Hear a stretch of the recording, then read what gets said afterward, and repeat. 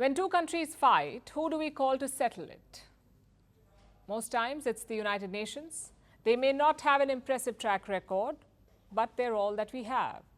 Not in this war, though, because Israel wants nothing to do with the UN. They've accused United Nations officials of siding with Hamas. Their airstrikes have killed dozens of UN staff, and now they have banned the United Nations chief from entering Israel. It is an unprecedented situation. And don't get us wrong, no one here is a fan of the United Nations. They have failed to prevent conflicts in most parts of the world. But what explains this open animosity, this relentless targeting of UN officials by Israel? Our next report tells you. Israel is fighting on many fronts, in Gaza, in Lebanon, and maybe soon against Iran. But away from West Asia, it's also fighting a different kind of war, against the United Nations in New York. Israel fired the latest salvo this week. They declared the UN chief, Antonio Guterres, persona non grata, meaning he's banned from entering Israel. The official reason is that Guterres did not blame Iran for the recent escalation, but frankly, it was brewing for a while. The UN has been critical of Israel's war in Gaza, especially Guterres. The tiff began with his comments after the Hamas attack in October last year. This most recent violence does not come in a vacuum. The reality is that it grows out of a long-standing conflict with a 56-year-long occupation and no political end in sight. That was before Israel began attacking. Since the war started, his criticism has only grown.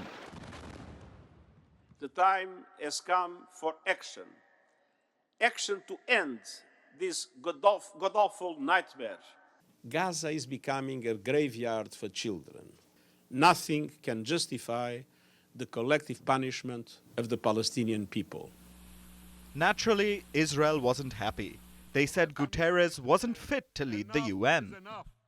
But these remarks alone did not trigger Israel.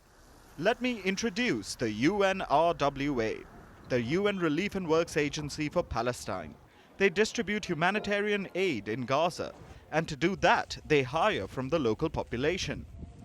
Israel claims that some UNRWA staff were involved in the Hamas attack, and they may have been right.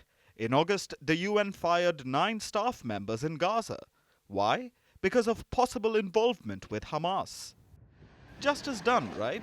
Well, not for Israel.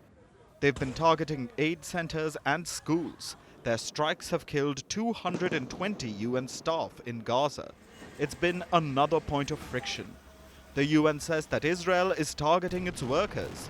Israel says the UN is biased. Until the Jewish state is treated like other nations, until this anti-Semitic swamp is drained, the UN will be viewed by fair-minded people everywhere as nothing more than a contemptuous farce. It's frankly ironic because Israel was created by the UN. In 1947, the General Assembly voted to partition Palestine. 55% of the land was given to Jewish people.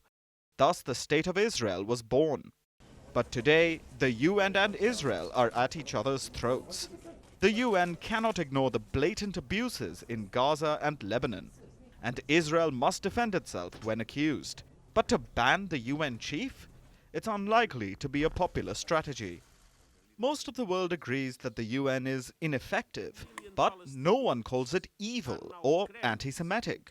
After all, the UN is just a middleman. Even Israel's ally, the United States, realizes this. Israel Katz's statement this morning that Antonio Guterres would be banned from entering Israel. Do you have any response to that? I don't find that, or we don't find that step to be productive in any way. Fighting the UN is a losing battle. At best, it's a naive strategy. At worst, it's an affront to law-abiding nations across the world. Firstpost decodes the U.S. election, explains how America chooses its president. Your primer on the race to the White House. Everything you need to know about how America votes and its global implications. U.S. Election Explained. Every Monday and Thursday only on Firstpost.